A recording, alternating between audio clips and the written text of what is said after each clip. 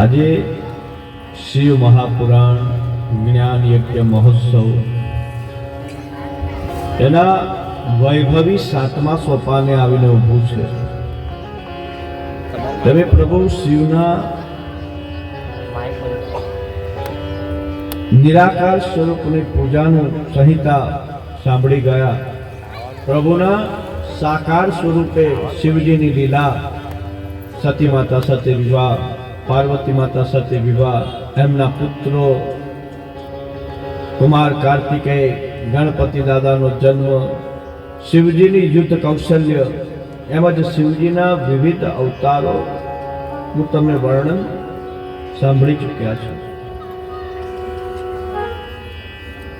પરંતુ શિવજીનું જે નિરાકાર સ્વરૂપ છે કે જે સર્વત્ર વ્યાપ્ત છે, કે એવું કોઈ કણ નથી કે જ્યાં મારા શિવનો વાસ ન હોય. અણુ અણુ મહી વસે છે તું સચરાચર જગતમાં,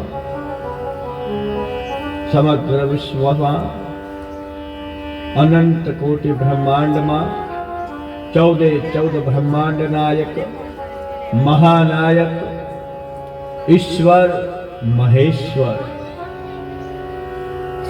યોધતમ નિજમાયૈવ ભવરાકરમ વિકારોચ્ચિજોતિ યસ્યાહુ કરુણા કટાક્ષિવવ સ્વર્ગાપવર્ગાભિદો પ્રત્યોક બોધ સુખદાત્વયમ હૃદય સદા પશ્યન્તિ યહ યોગિના તસ્મૈ શૈલસુતા ચિત્તાદ વપુષે સસ્વસ્તમત્તેજસે. અર્થાત જે ભગવાન પોતાની માયા વડે આ જગતને ધારણ કરે છે પણ પોતે વિકાર રહિત રહે છે, કે જેની કૃપા માત્રનો કટાક્ષ થાય તો સ્વર્ગ અને મોક્ષ નામે વૈભવો મળે છે. એમ કહેવાય છે કે યોગી લોકો પોતાના હૃદયમાં જેમનું અદ્વૈત આત્મ સ્વરૂપ, જ્ઞાન સ્વરૂપ, સુખ સ્વરૂપ દર્શન પામે છે, તેવા પાર્વતી યુક્ત તેજ સ્વરૂપ શ્રી શંકરને હું નમસ્કાર કરું છું.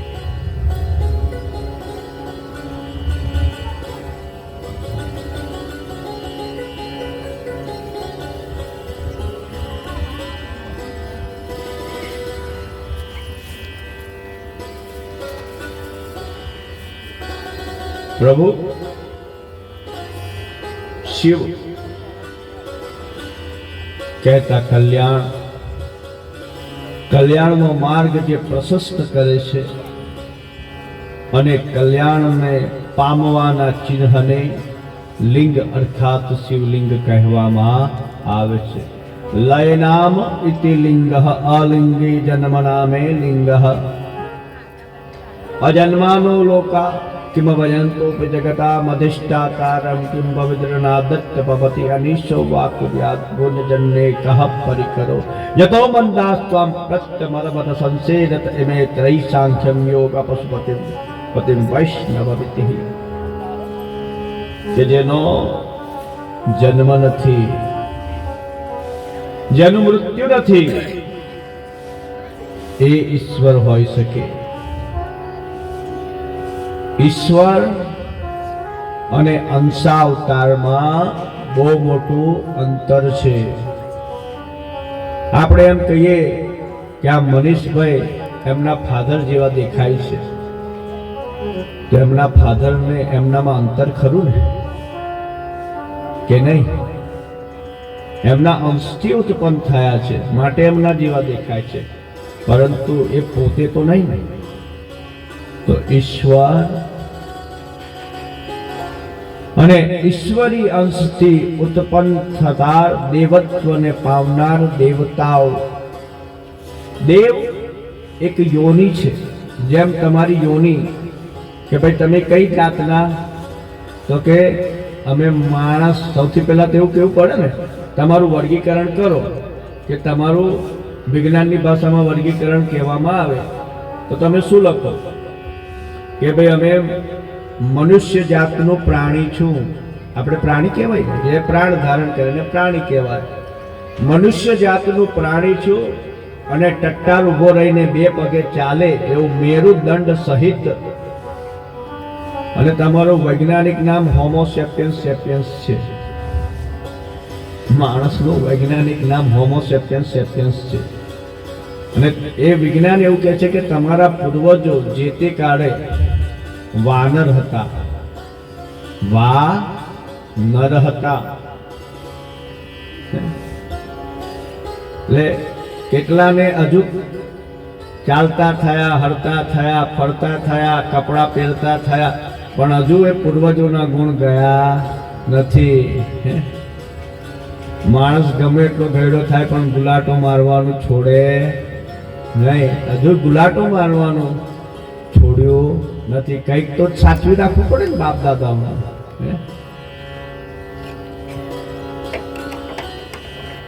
પરંતુ આપણો ધર્મ એવું કહે છે, સનાતન ધર્મ એવું કહે છે કે જેને ઉત્ક્રાંતિવાદ કહેવામાં આવે.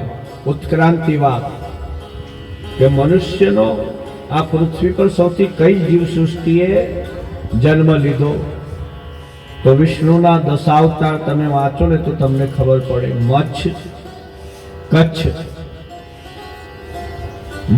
કચ્છ વરા, વામન, નરસિંહ, પરશુરામ, રામ, કૃષ્ણ, બૌદ્ધ અને કલકી. તો આ કળિયુગ ચાલે છે. જ્યારે ઈશ્વર લીલા કરે એક અંડ ઉત્પન્ન થાય અને બ્રહ્મા એ અંડમાં પ્રવેશ કરે એને બ્રહ્માંડ કહેવામાં આવે છે.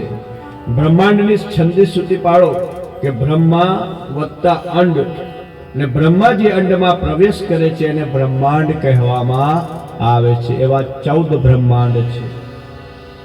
14 બ્રહ્માંડમાં આવી અસંખ્ય પૃથ્વીઓ આવેલી છે. અને તમારી જેમ 14 બ્રહ્માંડમાં આવા 14 ભારતી બાપુ હશે, આવા 14 જસભાઈ હશે. એક સરખા જ, કોઈ ફરક નહીં, નામમાં નહીં, ગુણમાં નહીં, વર્તનમાં નહીં, બિલકુલ ડિટ્ટો કોપી. 14 બ્રહ્માંડમાં એક સરખા મનુષ્ય હશે. અને આપણે માત્ર સૂર્યલોકથી સંકળાયેલા છે. એ સૂર્ય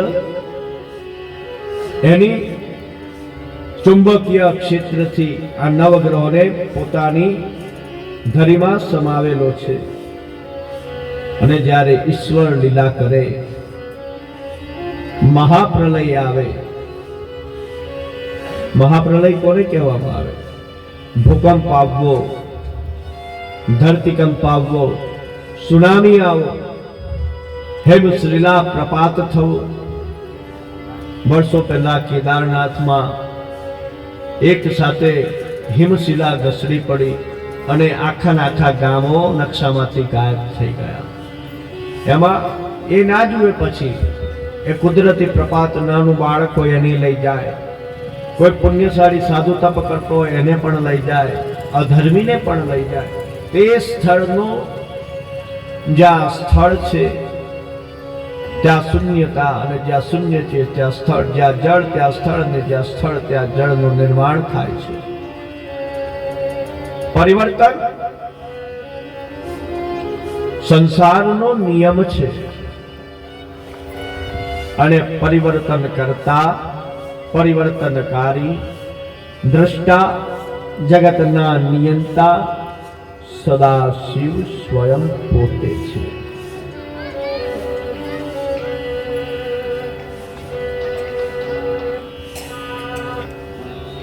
ચોર્યાસી લાખ યોનિનું નિર્માણ કર્યું છે.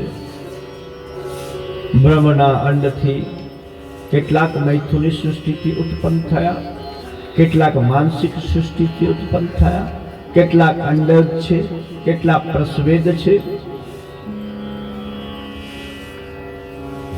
વિવિધ પ્રકારે ઉત્પન્ન થતા આવી જીવ સૃષ્ટિ ભરાઈ ગઈ છે અને સમગ્ર જીવમાં શિવનો વાસ છે.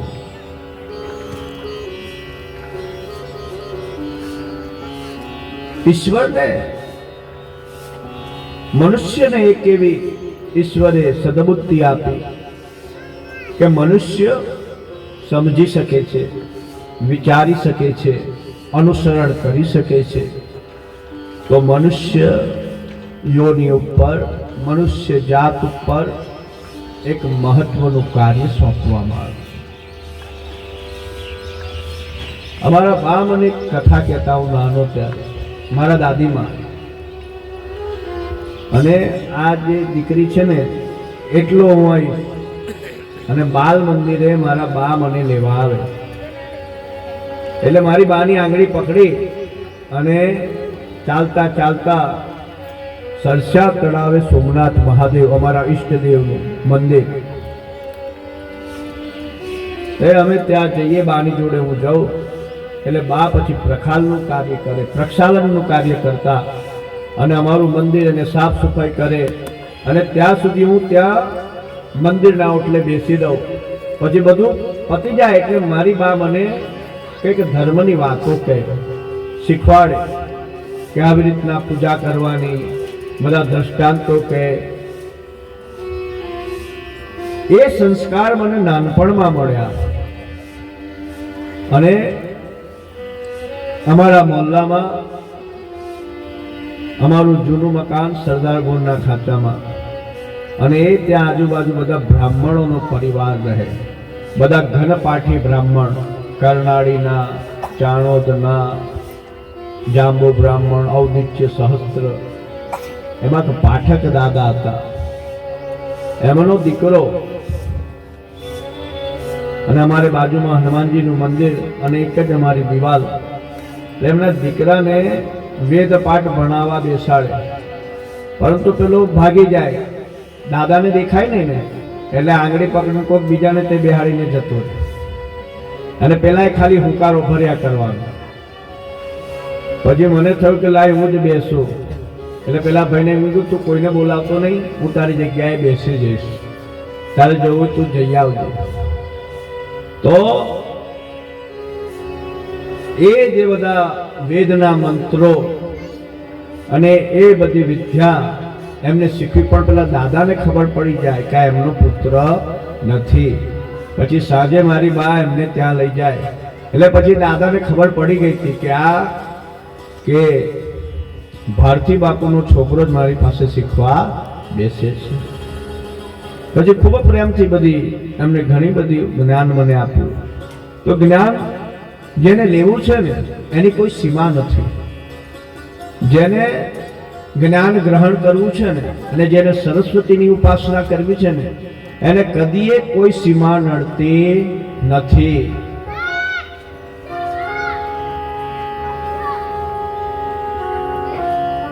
મારે મુસાફરી ઘણી બધી થાય એટલે હું ટ્રેનમાં ગોરખપુરથી પાછો આવતો હતો. નેપાળનું નક્કી કરીને ગોરખપુરથી રિટર્ન આવતો હતો. તો એ પેન્ટ્રી કાર અને જે એનો સ્ટાફ હોય એમાં બિહારી છોકરો હતો, હશે 20-22 વર્ષની ઉંમરનો, અને બહુ આમ સારો મને લાગ્યો. અને પછી હું જ્યારે જાઉં થોડું એસીમાંથી, બહુ એસી ના ફાવે એટલે હું થોડુંક બહાર ઊભો રહેવા જાઉં તો જોઉં તો એ છોકરો મોબાઈલની અંદર બેઠો બેઠો ભણે. મેં પૂછ્યું કે ભાઈ શાની તૈયારી કરે છે? तो कि महाराज मैं ISS की तैयारी कर रहा हूं.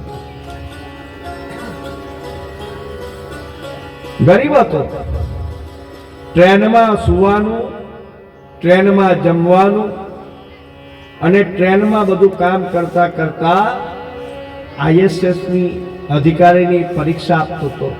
અને મેં કીધું તું ISS ઓફિસર બને તો મને ફોન કરજે. 6 महीना पहला एनो फोन आयो, गुरुजी मैं आपके आशीर्वाद से ISS बन गया हूं. અને એ ISS ઓફિસર નું નામ છે રવિન્દ્ર કુમાર. તો ભણતર, વિદ્યા ને સુવિધાને કંઈ લાગતું ઓળખતું નથી. જેને ભણવું છે ને એ પાતાળનું પેટ ફાડીને પણ ભણશે, અને જેને નથી ભણવું ને એને ગમે એટલી સુવિધા આપશો છતાં પણ એ ભણશે નહીં.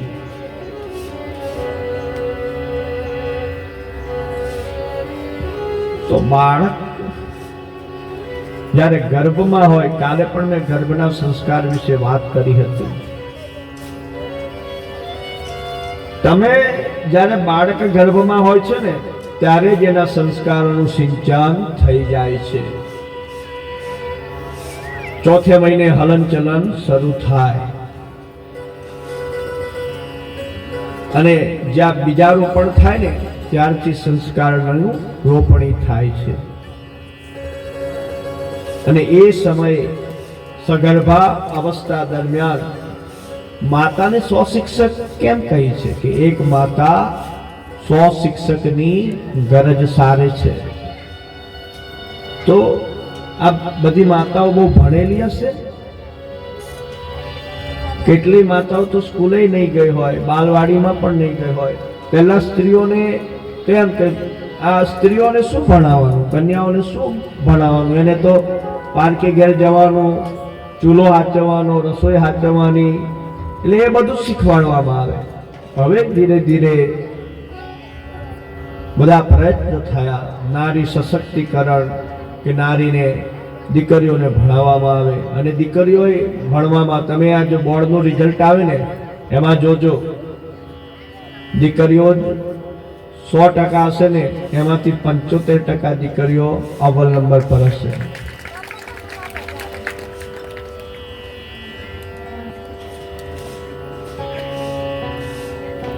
તો વિદ્યા વિનયતે શોભતે.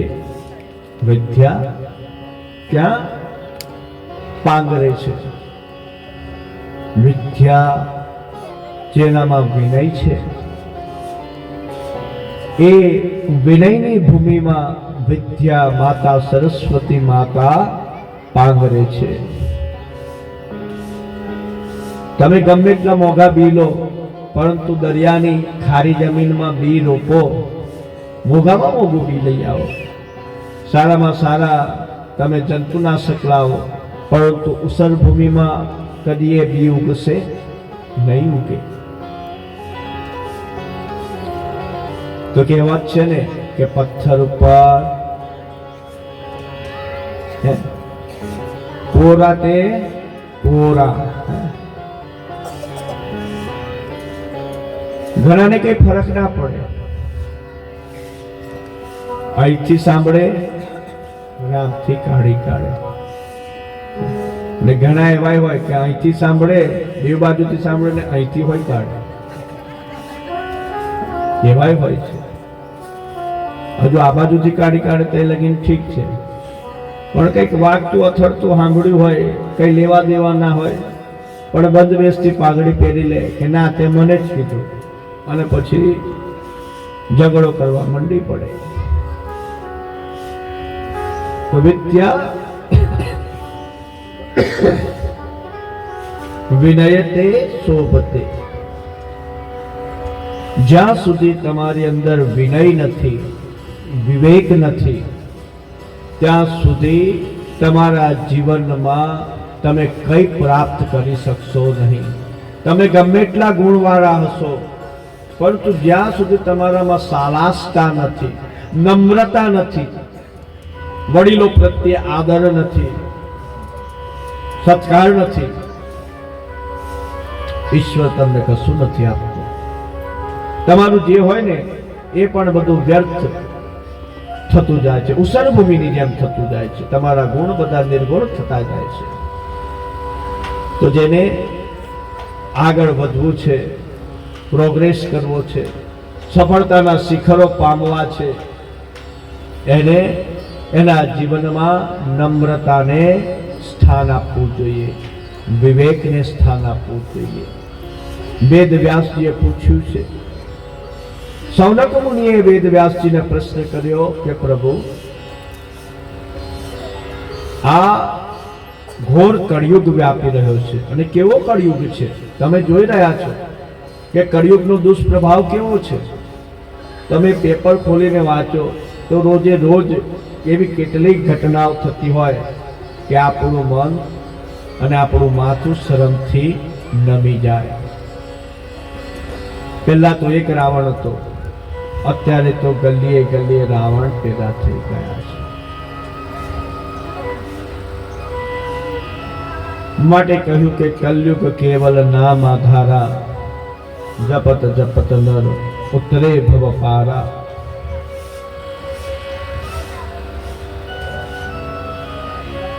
પ્રભુ શિવે કહ્યું કે આ કળિયુગમાં કલી કાલે ચંડી વિનાયકો મમ પ્રતિનિધિત્વ સદૈવ ચતુર કાલે લિંગમ પૂજયતે. ચારે ચાર યુગમાં સતયુગ, ત્રેતા, દ્વાપર અને કળિયુગ ચારે ચાર યુગમાં લિંગના પૂજનની મહત્વતા છે. આપણી ભારતની ભૂમિ ઉપર 12 જ્યોતિર્લિંગ આવેલા છે.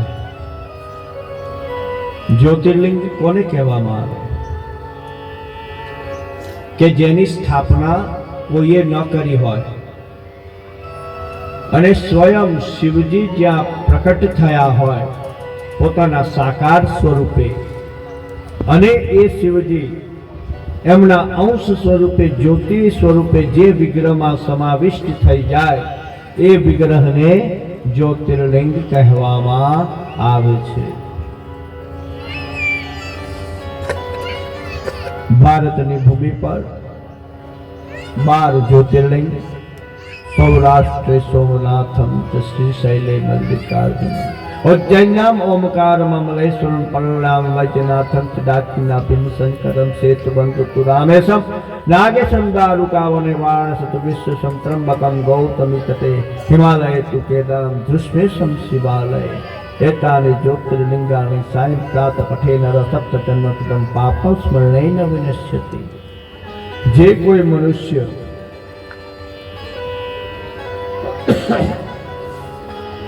સવારે, મધ્યાહન સમય અને સંધ્યાકાળે 3 વખત આ 12 જ્યોતિર્લિંગનું નામ સ્મરણ કરે છે એના 7 જન્મોના પાપ બળીને ભસ્મીભૂત થઈ જાય છે.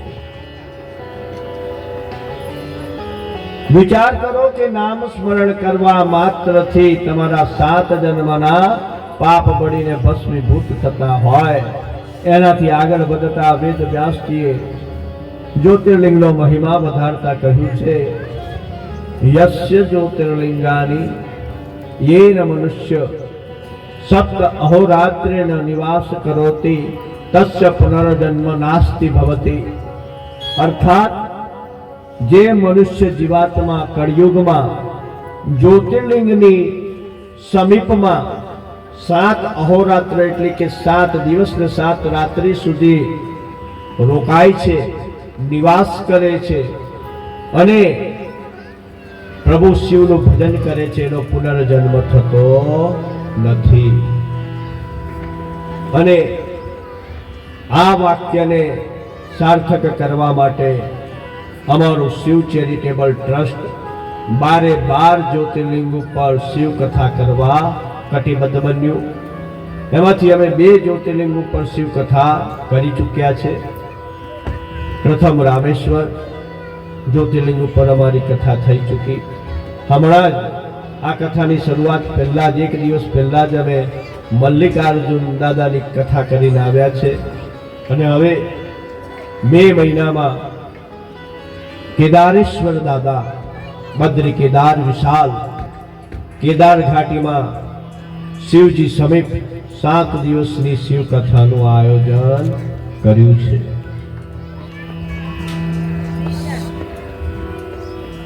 જે કોઈ મનુષ્ય જ્યોતિર્લિંગની સેવા કરે, પૂજન કરે, અને જ્યારે પણ તમે જ્યોતિર્લિંગ નું વિગ્રહ હોય અને એના મંદિરની સમીપ જાઓ તો તમને એક ધ્વનિ સંભળાશે અને એ ધ્વનિ ધ્યાનથી તમે મંદિરમાં ધ્યાન લગાવો તો તમને ઓમકારનો નાદ સંભળાશે. ઓમકારમ બિંદુસ્ય યુક્તમ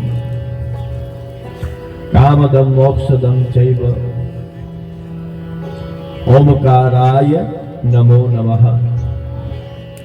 જે તમારા કામ ને બાળી અને મોક્ષની ગતિ તરફ લઈ જાય છે એ નાદ બ્રહ્મ છે. 9 પ્રકારના નાદનું વર્ણન શિવ મહાપુરાણમાં કરવામાં આવ્યું છે. પ્રથમ તમને જ્યારે તમે ધ્યાનમાં બેસો ત્યારે દૂરથી ઝીણો ઝીણો ઝાંઝરીનો અવાજ તમારા કાનમાં આવે છે. ત્યારબાદ કાંસાની થાળી હોય ને, કાંસાના જે કાંસી જોડા વાગે ને એનો મધુર અવાજ તમને આવે. એમ કરતા કરતા શંખનાદ, પછી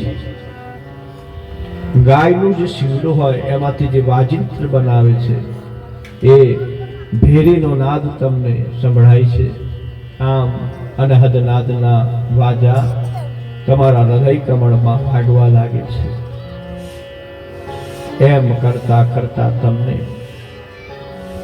સમાધિસ્થ અવસ્થામાં, ધ્યાન અવસ્થામાં પ્રભુ શિવના દર્શન થાય છે. જ્યાં સુધી તમે આ સંસારની માયામાંથી મુક્ત નથી થતા ત્યાં સુધી જીવાત્મા ભટક્યા કરે છે. તમારું સાચું લક્ષ્ય શું છે? તમારું લક્ષ્ય શું છે? મનુષ્યનું તમારું કાર્ય શું છે? આહાર નિંદ્રા મૈથુનસ્ય ભય સર્વ પ્રાણીનામ સમાહિતાઃ. દરેક પ્રાણી, કૂતરા, બિલાડા, ગધેડા, વાંદરા, જેટલા પણ પ્રાણી છે ને બધા ભોજન ગ્રહણ કરે, ખાય કે નહીં? આહાર, બધા નિંદ્રા લે, બધા જ પ્રજાની ઉત્પત્તિનું કાર્ય કરે ને દરેકને ભય લાગે. તો તમારામાં અને એ પ્રાણીમાં અંતર શું છે? તમે કોઈ દિવસ વિચાર્યું છે કે એ પશુ છે અને તમે પણ પશુ છો? તો તમારામાં અને એ પ્રાણીઓમાં અંતર શું છે? આહાર નિંદ્રા મૈથુનસ્ય ભય સર્વ પ્રાણીનામ સમાહિતાઃ. કેટલાય આયા ને કેટલાય જતા રહ્યા. એને કોણ યાદ રાખે છે? એવું તમે શું કર્યું કે આ વિશ્વ તમને યાદ રાખે? તમે એવો કોઈ ધર્મ કાર્ય કર્યા? તમે એવા કોઈ મંદિરો બંધાવ્યા? તમે કોઈ પાણીની પરબો બંધાવી? તમે કોઈ વિદ્યાના દાન કર્યા? તો એવું કર્મ કરીને જાઓ મારા વાલા કે તમારા ગયા પછી દુનિયા તમને યાદ કરે. માણસ અમર છે, એની ખ્યાતિ અમર છે. આજે પર કર્ણને લોકો યાદ કરે છે. આજે વિવેકાનંદને આખું ભારત યાદ કરે. આદિ જગત ગુરુ શંકરાચાર્યએ જે તે સમયે આ વિશ્વમાં, આ ભારતની ભૂમિ ઉપર બૌદ્ધ ધર્મનો ફેલાવો થઈ ગયો અને બધા જ બૌદ્ધ ધર્મને અંગીકાર કરવા માંડ્યા હતા, ત્યારે શંકરના સ્વરૂપે દક્ષિણમાં ગૌડ બ્રાહ્મણને ત્યાં એક બાળકનો જન્મ થયો ને બાળક 4 વર્ષનો, અને 4 વર્ષના બાળકને બધા વેદ કંઠસ્થ, કડકડાટ બધા વેદો બોલે. ભગવદ પાદ ગોળ આચાર્ય પાસે એમને દીક્ષા લીધી છે. પરંતુ જો કુટુંબના એવો નિયમ છે કે તમારે સંન્યસ્ત લેવો હોય તો તમારા કુટુંબના બધા સદસ્યો પાસે તમારે માન્યતા માંગવી પડે. અને એમાંથી જો કોઈ પણ એક એવું કહી દે ને કે ના તારે નથી જવાનું, તે સંન્યસ્ત બની શકે, એ સંન્યાસી ના બની શકે. હવે અમના પરિવારમાં એકલી એની માં વિધવા માતા પિતા હતા નહીં. એકના એક આદિ જગતગુરુ શંકરાચાર્ય, એટલે ભગવાન શ્રી શંકરનો અવતાર શંકરાચાર્ય 8 વર્ષની વયે નદીમાં નહાવા પડ્યા અને માયાવી મગરની રચના કરી. મગર ભગવાનને પાણીમાં ખેંચીને જઈ લવા લાગ્યો. એટલે શંકરાચાર્ય ભગવાને એની માતાને કહ્યું કે માં, તું મને સંન્યસ્તની આજ્ઞા આપી દે, નહીં તો આ મગર મને પાણીમાં લઈ જશે. ભોળી માએ હા કીધું કે જા, હું તને પુત્ર આજ્ઞા આપું છું, પરંતુ તું ગમે તે વિશ્વમાં હોય, જ્યારે મારો દેહ પડે તો અગ્નિ સંસ્કાર તું મને આપજે, મુખાગ્નિ આપજે. ભગવાને વચન આપ્યું છે કે માં, હું ગમે ત્યાં આવીશ, પરંતુ હું અગ્નિદાહ આપવા માટે આવીશ. અને એ આદિ જગતગુરુ શંકરાચાર્ય 8 વર્ષની વયે ભગવદ ગૌડ આચાર્ય પાસે કામાક્ષી દેવી, કે જે યોગની દેવી કહેવામાં આવે, કે જ્યાં માતાજીનું કંકાલ પડ્યું હતું, એ કોચીપીઠ કાંચીપુરમમાં કામાક્ષી દેવી દીક્ષા ગ્રહણ કરી છે. અને શાસ્ત્રાર્થ દ્વારા એમને દર્શન શાસ્ત્ર મૂક્યું. આદિ જગતગુરુ શંકરાચાર્યનું દર્શન શાસ્ત્ર શું હતું? તો આદિ જગતગુરુ શંકરાચાર્યનું દર્શન શાસ્ત્ર હતું કે જગત મિથ્યા બ્રહ્મ સત્ય. શું દર્શન આપ્યું શંકરાચાર્ય મહારાજે? તમે સનાતની છો ને, તો તમને તમારું દર્શન ખબર હોવું જોઈએ કે તમારું દર્શન શું છે, કયા આધારે તમે સનાતની કહેવડાવો છો. વેદનો ફંડામેન્ટલ મુખ્ય સૂત્ર શું છે? અદ્વૈતવાદ. અદ્વૈતવાદ કહેતા જગત મિથ્યા બ્રહ્મ સત્ય. જગત એટલે આ તમે જે કંઈ ભોગવો છો ને, એ જગત છે, એ જગત મિથ્યા છે, બ્રહ્મ સત્ય છે, સનાતન છે. અર્થાત આ માયામાં મળી જવાનું છે. અને સનાતન સત્ય મૃત્યુ શાશ્વત સનાતન સત્ય છે. મૃત્યુ આત્માનો અલ્પ વિરામ છે. મૃત્યુ તમારા આત્માનો અલ્પ વિરામ છે. આત્મા એક ખોડિયું છોડી અને બીજા ખોડિયાને અનુગ્રહ કરે છે, પરિધાન કરે છે. જ્યારે મહાભારતના યુદ્ધમાં અભિમન્યુ નો વધ થયો, હણાઈ ગયો, એટલે અર્જુન ખૂબ જ આક્રંદ કરે છે. અભિમન્યુ એને બહુ વાલો હતો, પોતાના જીવ કરતા પણ વધારે વાલો હતો. એટલે ભગવાન શ્રી કૃષ્ણ અર્જુનને લઈને ચાલ્યા છે કે ચાલ તને તારા અભિમન્યુના દર્શન કરાવું, ચાલ.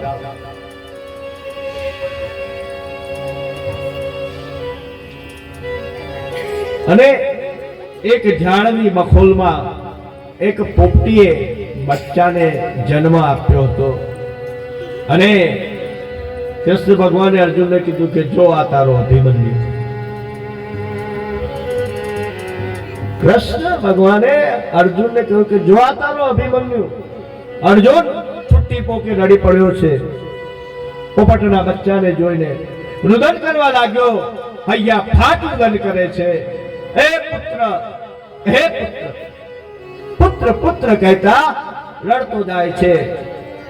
માયા એને ઘેરી લીધો છે. ત્યાં ભગવાન શ્રી કૃષ્ણે પોપટને વાચા આપી છે. અને પેલો પોપટની વાચાને બચ્ચાને જ્યાં વાચા પ્રાપ્ત થઈ છે, ત્યાં પોપટનું બચ્ચું બોલ્યું. એ પુરુષ પોપટના બચ્ચાએ શું કીધું? ઉદ્ગાર શું કર્યો? ઉદ્બોધન કર્યું કે હે પુરુષ, તું કોને પુત્ર કહે છે? તું કોને પુત્ર કહે છે? કેટલાય જન્મમાં હું તારો બાપ હતો અને તું મારો પુત્ર હતો. ગત જન્મમાં તું મારો પિતા હતો અને હું તારો પુત્ર. આવતા જન્મમાં કદાચ હું તારો બાપ થઉં ને તું મારો પુત્ર થાય. આ તો બધા ઋણાનુબંધ છે. જ્યાં સુધી તમારો દેહ છે ને, આ દેહના માટે ગીતામાં કહ્યું છે. શું કહ્યું? ગીતાનો સાર શું છે? બધું જ વલોઈ કાઢ્યું ને, અને જે સાર થયો ને તે ગીતામાં સમાયેલો છે. કર્મનો સિદ્ધાંત. શું કહ્યું છે? કર્મના સિદ્ધાંતમાં ભગવાન શ્રી કૃષ્ણ અને આ ગીતા અનુગીતા કહેવામાં આવે. સૌ પ્રથમ ભગવાન શંકરે માતા સતીને જે કહ્યું તે શિવ ગીતા, ગુરુ ગીતાના રૂપે પ્રસિદ્ધ. અને એ ગીતા શ્રી બ્રહ્માથી જે ઉત્પન્ન થયેલા વાલખિલ્ય 1000 વાલખિલ્ય મુનિઓએ એ ગીતાને ગ્રહણ કરી. અને વાલખિલ્ય મુનિ પાસેથી સનક સનકાદિક મુનિએ ગીતાને ગ્રહણ કરી. સનક સનકાદિક મુનિ પાસેથી ભગવાન શ્રી સૂર્યનારાયણે ગ્રહણ કરી. એ જ જ્ઞાન સૂર્યનારાયણ પાસે ઊંધા પગે ચાલીને હનુમાનજીએ ગ્રહણ કર્યું છે. માટે હનુમાનજીને અષ્ટ સિદ્ધિ નવનિધિના દાતા માનવામાં આવે છે. હનુમાનજી પરમ જ્ઞાની, બલ બુદ્ધિના દાતા. હનુમાન ચાલીસામાં આપણે શું માંગીએ છીએ? શ્રી ગુરુ ચરણ સરોજ રજ નિજ મન મુકુર સુધાર, વર્ણવ રઘુબર વિમલ જસ દાયક જો ફલ ચાર. બલ બુદ્ધિ વિદ્યા દેહુ મોહી. શું માંગ્યું? બલ બુદ્ધિ વિદ્યા દેહી મોહી, હરહુ કલેશ વિકાર. હે પ્રભુ, મને બળ આપજે, મને બુદ્ધિ આપજે, મને વિદ્યા આપજે. અને આટલું આપ્યા પછી પણ જો તમારી અંદર કલેશ રૂપી કકરાટનો સ્વભાવ હોય તો તમારું બળ કામ લાગતું નથી, તમારી બુદ્ધિ કામ નથી લાગતી, તમારી વિદ્યા કામ નથી લાગતી. તો જે ઘરમાં કલેશ થતો હોય ને એ ઘરની કદી એ ઉન્નતિ થતી નથી. તમે કૌરવોના શિબિરમાં નજર કરો ને તો એકથી એક મહાયોદ્ધા હતા. એવા યોદ્ધા હતા કે કર્ણ એકલો ધારે ને તો આખા વિશ્વને સમાપ્ત કરવાની તાકાત રાખે. દ્રોણાચાર્ય કે જેની પાસે બ્રહ્મસ્ત્ર વિદ્યા હતી, અસ્વસ્થતામાં જેની પાસે બ્રહ્મસ્ત્ર વિદ્યા, શસ્ત્ર હતું, બ્રહ્માસ્ત્ર હતું. કૃપાચાર્ય, ભીષ્મ પિતામહ, એવા મહારથીઓ એના પક્ષે હતા. પરંતુ એના પક્ષમાં અનીતિ હતી, એના પક્ષમાં શકુની મામો હતો, કપટી હતો, અનીતિ હતી. બાકી ઘણી જગ્યાએ દુર્યોધનના મંદિરો બંધાયેલા છે. એટલો દાનવીર હતો દુર્યોધન. પરંતુ એની મુક્તિને ભ્રષ્ટ કરવામાં આવી અને મતિ ભ્રષ્ટ થતા અનીતિનો સંઘાત કર્યો છે. અને પાંડવોએ નીતિને પકડીને ચાલ્યા રહ્યા, માતાની સેવા કરતા રહ્યા, સત્યનો સાથ આપ્યો. ત્યારે ભગવાન શ્રી કૃષ્ણ એમના સારથી બનીને ઉભા છે. તમે આટલા બધા પુરાણો સાંભળ્યા, આટલી બધી કથાઓ સાંભળી, નાનપણથી તમે બધું સાંભળતા આવ્યા છો, પરંતુ તમે તમારા જીવનમાં કોઈ કથાનો સાર ઉતાર્યો?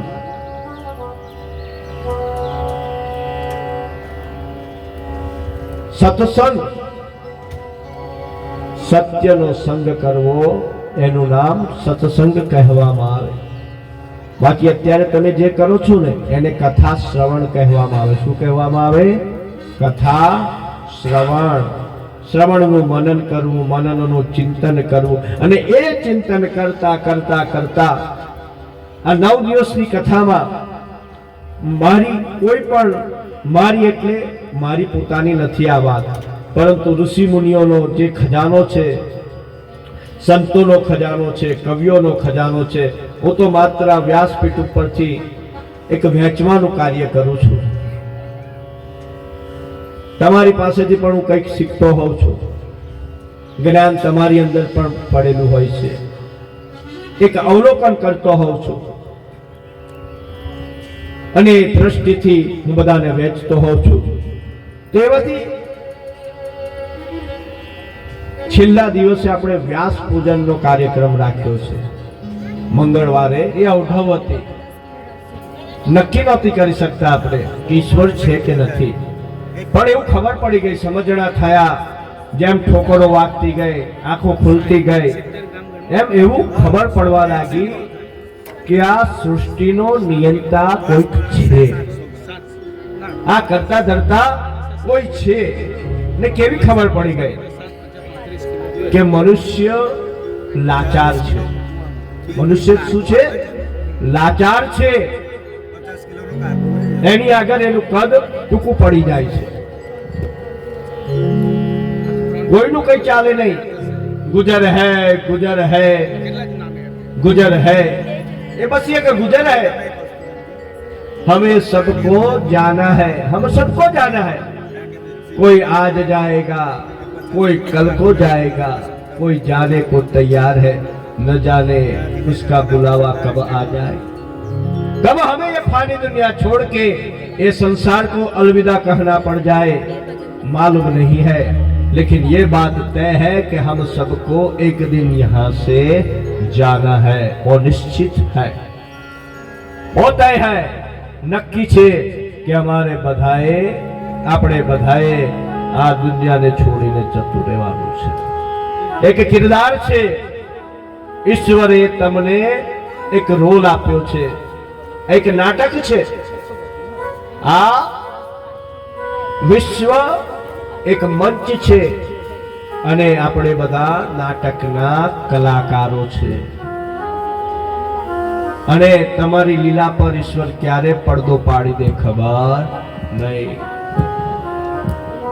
તો એ પડદો પાડે ને તારે પહેલા આ મંચ ઉપર તમે એવી અદાકારી કરી જાઓ, એવા કર્મ કરી જાઓ કે આ દુનિયામાં પડદો પડી ગયા પછી પણ આ વિશ્વ તમને યાદ રાખે.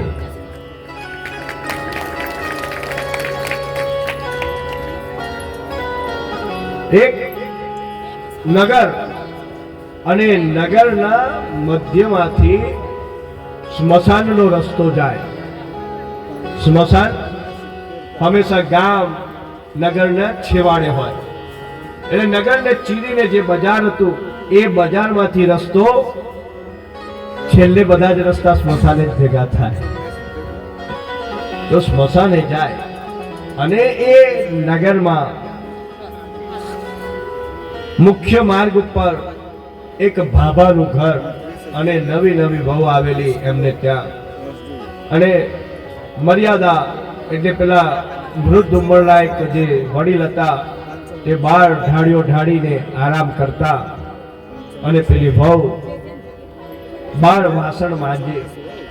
એની પાડોશમાં એની ઉંમરની એની સખી થઈ ગયેલી એટલે બેઉ બહેનપણીઓ વાસણ માંજે અને એમના ત્યાં થઈને બધી અર્થીઓ અંતિમ યાત્રા નીકળે. એક અંતિમ યાત્રા નીકળી, રામ બોલો ભાઈ રામ, રામ બોલો ભાઈ રામ. એટલે પેલી બે બહેનપણીઓ વાતો કરવા લાગી.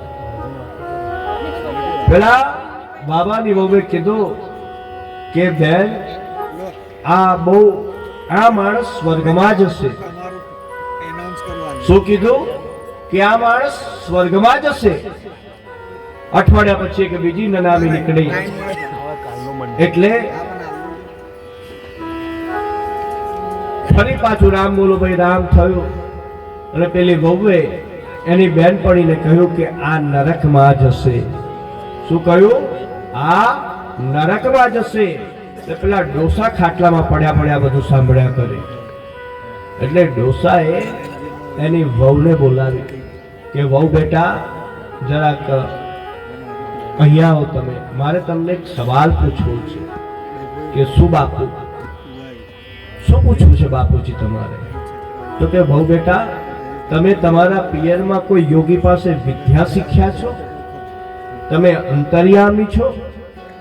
તમે એવું તો શું જ્ઞાન તમારી પાસે છે કે તમે એવો વર્તારો કહી દીધો કે આ આત્મા સ્વર્ગલોકમાં જશે અને આ આત્મા નરકલોકમાં જશે? ધ્યાનથી સાંભળજો દરેક જણ. વહુએ ખૂબ જ સુંદર ઉત્તર આપ્યો છે.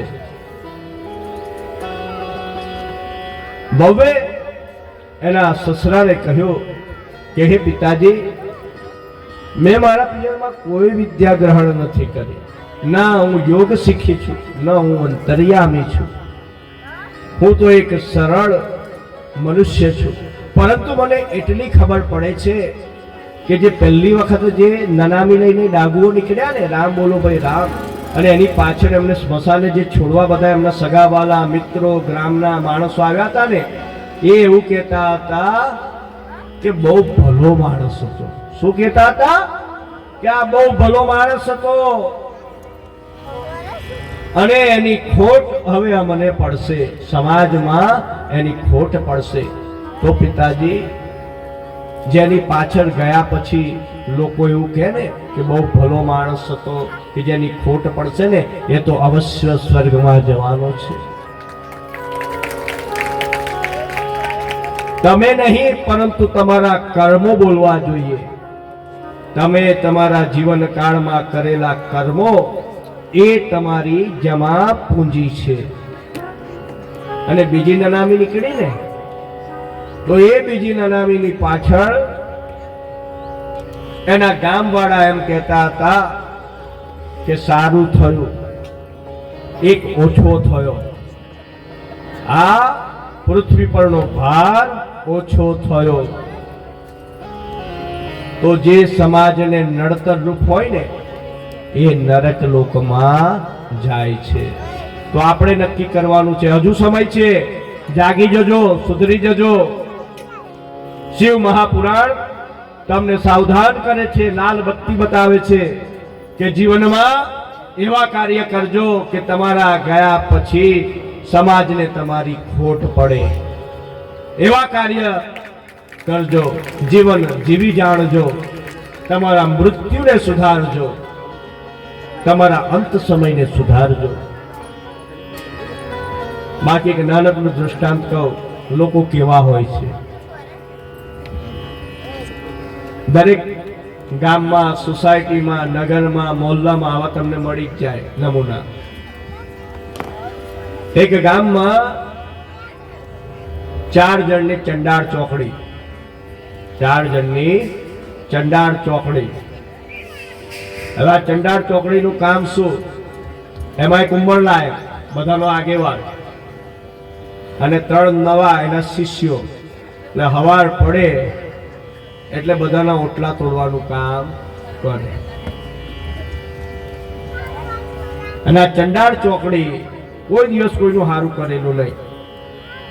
અને એમને નિયમ લીધેલો કે આપણે 4 ભેગા થઈને દિવસમાં કોઈને લડાવવાના, કોઈને ઝઘડાવવાના, કોઈને ખોટું કહેવાનું, કોઈને ભરમાવાના, ખોટી ખોટી વાતો કરવાની. આ એમનો બસ મહાયજ્ઞ, અસત્ય ભવ. એટલે આ ચંડાળ ચોકડીના આગેવાન પેલા ડોહા, ઉંમર થઈ ગયેલી પણ સ્વભાવ થોડો જાય માણસ. જોજો, ઉંમરને ને સ્વભાવને કઈ લાગે વળગે નહીં. પ્રાણ અને પ્રકૃતિ એક સાથે જાય.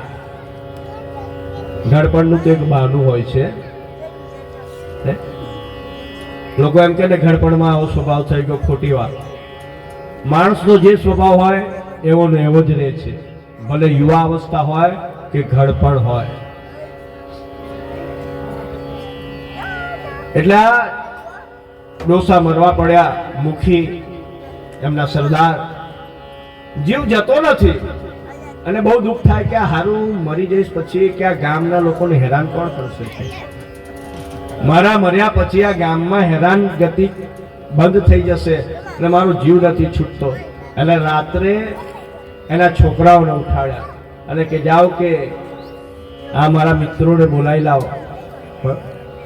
મિત્રોને અડધી રાતે બોલાયા અને તકે બધા મિત્રો ઉભા રહ્યા કે મુખી કાકા શું થયું કે જો ભાઈઓ આપણે એક સાથે બહુ કામો કર્યા હતા કે હા કેવા કાર્યો કર્યા ખબર જ છે કે ખબર જ છે.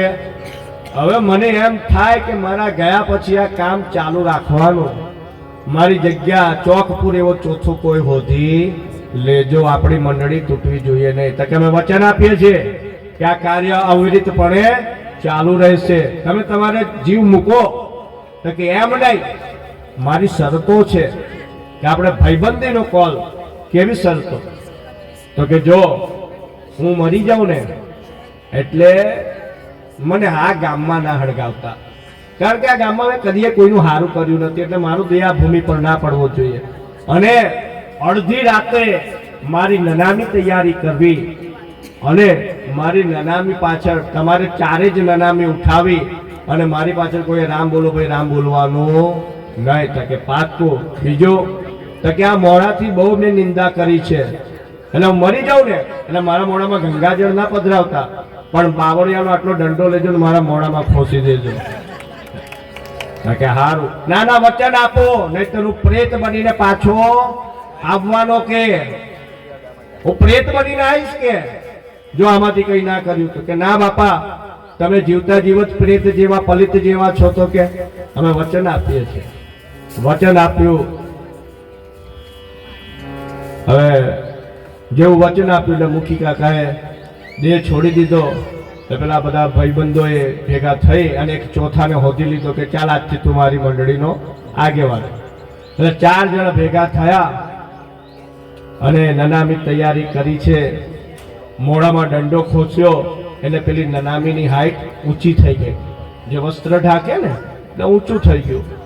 અને મધરાતે અડધી રાતે ગામની ભાગોળ છોડી અને બીજા ગામમાં દેહને અગ્નિ આપવા લઈ જાય અને ઝડપથી દોડે અને ચૂપચાપ ચાલે.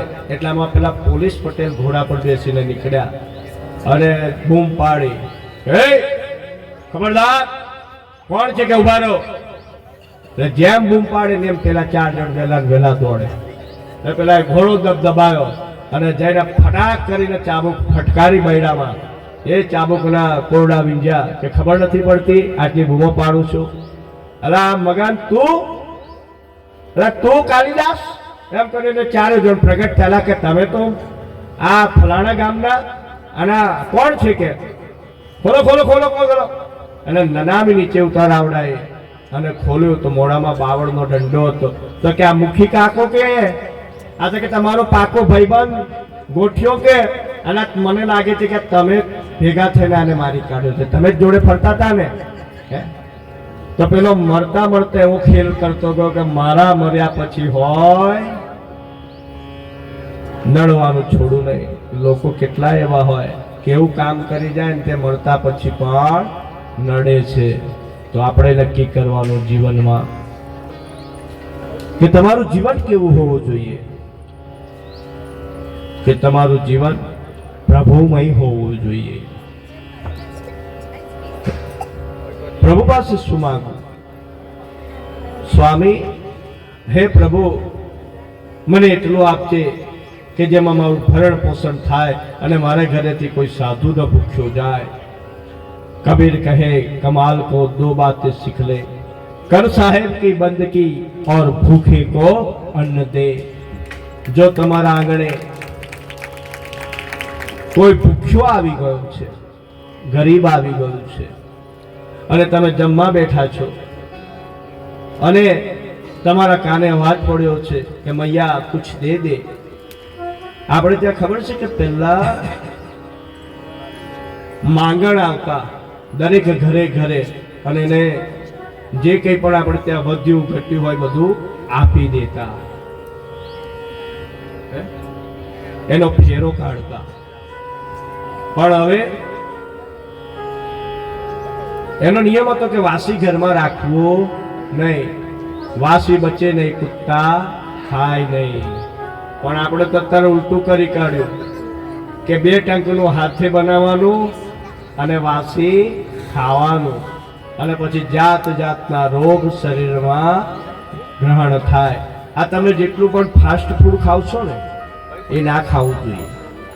ઠીક છે કે આપણે આ જીભ બહુ ના માનતી હોય અને આપણે કોઈક વખત સ્વાદ કરી લીધો, પરંતુ જે સાત્વિક ખોરાક છે, કે જે રોટલામાં તાકાત છે, જે ગાયના દૂધમાં તાકાત છે, જે મગમાં તાકાત છે, એ બીજા કશામાં તાકાત નથી. પરંતુ આપણે આ બધું છોડી અને ફાસ્ટ ફૂડ, જંક ફૂડ ખાતા થઈ ગયા છે. તો જેવો આહાર, જેવા અન્ન તેવા ઓળકાર. પ્રભુ શિવ ના 12 જ્યોતિર્લિંગ ની કથા આવતીકાલે કહેવામાં આવશે જ્યોતિર્લિંગ મહાત્મા સાથે. અને આ 12 જ્યોતિર્લિંગ નું નૈવેદ્ય ગ્રહણ કરવામાં આવે, એને મહાનૈવેદ્ય કહેવામાં આવે છે. શિવલિંગ ઉપર તમે દરેક જણ પૂજા કરી શકે. ધ્યાન રાખજો, શિવલિંગ ઉપર તમે બધા જ પૂજા કરી શકો છો, પરંતુ એને નિર્માલ્યનો અધિકાર 10 નામી ગોસ્વામી સાધુ સમાજ અથવા તપોધન બ્રાહ્મણ એનો હોય. એટલે નિર્માલ્ય શિવલિંગ ઉપર જે ચડી ગયું, થાળા ઉપર જે ચડી ગયું, એને ઉતારવાનો અને એનો અંગીકારનો અધિકાર 10 નામ ગોસ્વામી સાધુ સમાજ અથવા તો તપોધન બ્રાહ્મણનો હોય છે. શિવજીના પૂજાનો ક્રમ સવારથી શરૂ થઈ જાય. બ્રહ્મ મુહૂર્તથી શિવની પૂજા શરૂ થાય અને બપોરે 12 વાગ્યે પ્રભુને નૈવેદ્ય ધરાવવામાં આવે. અને એ નૈવેદ્ય જ્યોતિર્લિંગને અર્પણ કરેલું નૈવેદ્ય મહાનૈવેદ્ય કહેવાય. અને મહાનૈવેદ્ય દરેક ભક્ત અંગીકાર કરી શકે છે. તો આ નૈવેદ્ય ગ્રહણ કરવાથી શું ફળ મળે? તો કે જ્યોતિર્લિંગનું નૈવેદ્ય ગ્રહણ કરવાથી પાપો ભસ્મીભૂત થઈ જાય છે. જે કોઈ મનુષ્ય 6 માસ સુધી જ્યોતિર્લિંગનું પૂજન કરે તે અવશ્ય મુક્ત બની પુનર્જન્મથી છૂટશે. જ્યોતિર્લિંગના દર્શન કરનાર ઉત્તમ કુળમાં જન્મ પામી શુભ કાર્યો કરી અવિનાશી મુક્તિ મેળવી છે. જ્યોતિર્લિંગના દર્શન અવશ્ય કરવા. કેટલાય 12 જ્યોતિર્લિંગના દર્શન કરી લીધા છે? વાહ ભાઈ વાહ, ઘણા બધા છે. જેમને બાકી હોય તે અમારી સાથે જોડાઈ જજો. હજુ અમારા 2 જ્યોતિર્લિંગ થયા છે, 10 જ્યોતિર્લિંગ બાકી છે. તો ઘરની માયા છોડજો. આટલા દિવસથી આજે 7મો દાડો છે. રોજ કહું છું કે માયા છોડજો. कुछ तो समय निकालो, कुछ तो समय निकालो हरि गुण गाने के लिए मेरे प्यारो. कुछ तो समय निकालो. समय ही नहीं है हमारे पास, क्या है? अरे जो कुछ है वो तो समय की तो मारा मारी है. समय कहां से कहां चला जा रहा है. ये जो बंद मुट्ठी रेत सी थी, धीरे धीरे धीरे करके रेत खिसक जा रही है और हमारा जीवन रेत की तरह, भालू की तरह खिसकता जा रहा है. और पल में हम कहां से कहां आ पहुंचे. छोटे थे, युवा हो गए, युवा से अब हम वृद्धावस्था की ओर आगे चल पड़े. लेकिन हमारी माया न तो छूटती है, न हमारा घर छूटता है, न हमारा बच्चा हमसे छूटता है, न हमारा ये माया नहीं छूटती है. मन मरे माया मरे, मन मर जाए शरीर, आशा तृष्णा न मरे, कह गए दास कबीर. आशा नहीं मरती, तृष्णा नहीं मरती, क्या करूं? अरे घरડા થઈ ગયા. પગ હવે ઉભા રહો ને તો તમારે ગરબા કરવાની જરૂર નહીં. ખાલી સીધા ઉભા રહી જાય ને ઘરડા માણસ તો આપોઆપ જ ગરબા કરવા લાગે, એટલે પગ ધ્રુજવા લાગે. તમને એમ લાગે કે આ માજી કોઈ સંગીત પર નૃત્ય કરી રહ્યા છે. અંગમ ગલિતમ પલિતમ મુંડમ દસદા વિહીનમ ચાતમ તુંડમ તદપિ ન મુચ્યતિ આસા પિંડમ ભજ ગોવિંદમ ગોવિંદમ ભજ મૂળમતે અંગમ ગલિતમ બલિતમ મુંડમ દસન વિહીનમ જાતમ તુંડમ વૃદ્ધો જાતિ ગ્રહિત્વા દંડમ તદપિ ન મુચ્યતિ આસા પિંડમ ભજ ગોવિંદમ ગોવિંદમ ભજ મૂઢમતે ગોવિંદમ ભજ મૂઢમતે હે સંસારે ભવ દુઃખ પાણે પુનરપી જન્મ પુનરપી મરણમ પુનરપી જનની જઠરે શયનમ ભજ ગોવિંદમ ભજ મૂઢમતે ગોવિંદમ ભજ મૂઢમતે ગોવિંદમ ભજ મૂઢમતે.